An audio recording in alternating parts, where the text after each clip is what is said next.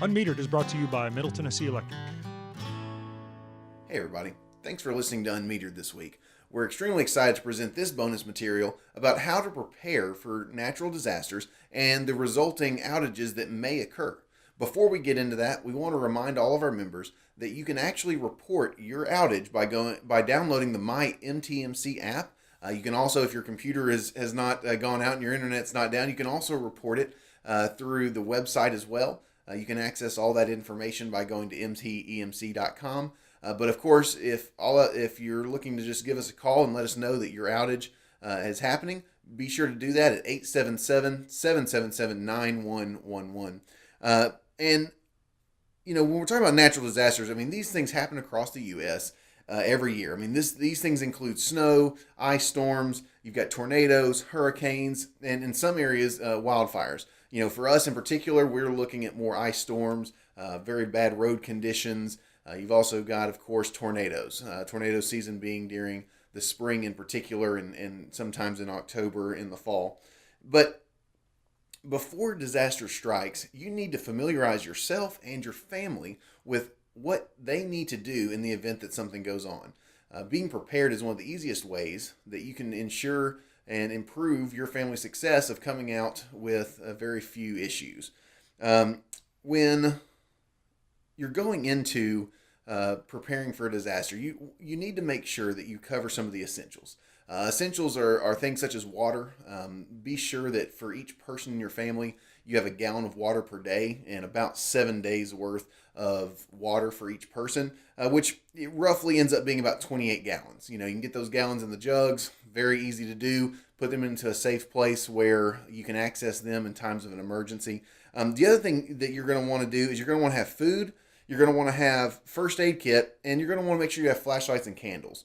Because in a situation where the power goes out, while we work every single year to improve the reliability of our system, outages do happen. So being prepared for those situations, and the food items that you want to have don't need to be dependent on electricity. All right, they need to be things that are non-perishable. They need to be things that you can open with just a basic can opener, or able to be eaten just straight out of the can without having to be warmed up. So those are four main things that you need to make sure that you have to be prepared for a natural disaster. If you're looking for additional guidance or additional information on what you should prepare for, depending on the disaster, you can always go to www.ready.gov/build-a-kit. And you can also find more information from your local emergency services. A lot of times those are on some of their websites. But disasters happen suddenly, and they bring a lot of problems that come along with it. Sometimes there's advanced warnings for these things more and more. The Weather Service has the ability to predict tornadoes, which are sometimes some of the most unpredictable natural disasters that we face here in Middle Tennessee. But heed those warnings. One, be aware of what's going on, and make sure that you've got the proper alerts set up that they'll be able to tell you when something is going to be coming your way. Again, being aware is one of the easiest ways to ensure that your family is safe during those disasters. If you have medical equipment, life support, anything of that nature, one, be sure to let Middle Tennessee Electric know. Let us know that you have medical equipment so that we can make sure that is noted on your account. Again, when those outages are called in, we want to make sure that we help people as fast as we can. But we also just need to be aware when there are life support devices included. But if you've got life support, you're going to also want to have a generator that's going to get you through some of those extended outages. For instance, in today's weather, if it's icy and a pole is broken, it might take a few hours to get that pole replaced and the power restored to everyone on that particular section of the line. So be prepared to either one, go someplace that does have electricity that you can utilize for your medical purposes, or two, having a generator that's been professionally installed into your home that will power those devices. But if you don't have a backup generator and you lose power, you don't have to worry, because most power outages, they're pretty short. It may seem like a long time, especially in our world where we use all sorts of devices, including this iPad that I'm making my notes on and things of that nature. But it's a very technological world. A short outage is typically what we see. However, there are some times where, because of natural disasters, it may take a little bit longer. So just be prepared, especially on these cold nights. Make sure you have extra blankets.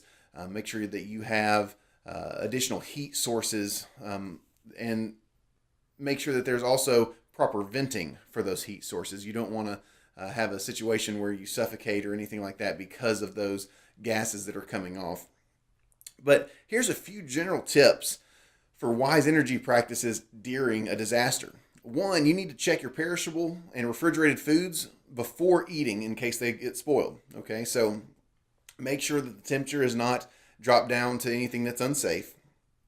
And then you also want to pack any of your frozen foods together. So push all your frozen foods together, better chance of them not becoming unfrozen and no longer good for you to eat. So check that. Make sure you have alternative lighting sources like candles and flashlights, and the batteries that may go with those flashlights, or make sure that the matches or lighters, anything like that, are sealed up in a waterproof container so that you can light the candles. There's nothing worse than having something that gives off light but no way to turn it on. Make sure that all your cell phones are fully charged and that you have some of those portable batteries that you can plug into, because that's one of your best ways to get information, one from Middle Tennessee Electric, but also from any type of government emergency services, or to call in and check on your family members and that type of thing. And if the disaster involves a lightning storm, for instance, you're going to want to go ahead and unplug your electrical devices. Now, the electrical devices can get hit from a lightning strike and fry them out. So you're going to want to make sure that those are unplugged.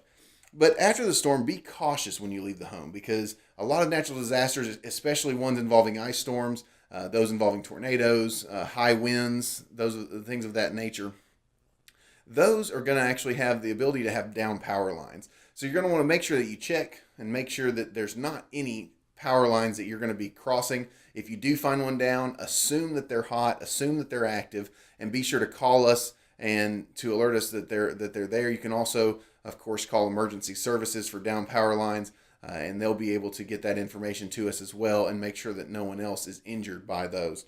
With a little bit of forethought, you're highly likely to make it through a disaster without too many problems. Just remember, your family's safety should always come first, and that you should always have a way of getting in contact with each other or a place to meet following the disaster. Thanks for tuning in this week to Middle Tennessee Electric's unmetered bonus content about disaster preparedness. If you're looking for more information about about disaster preparedness, you can always go to www.ready.gov. If you're looking for information about outages, go to www.mtemc.com/outages.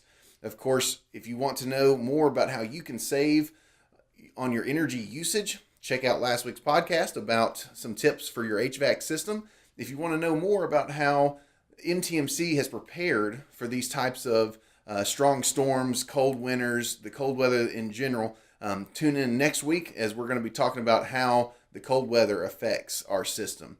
Thanks for listening in. Unmetered is brought to you by Middle Tennessee Electric.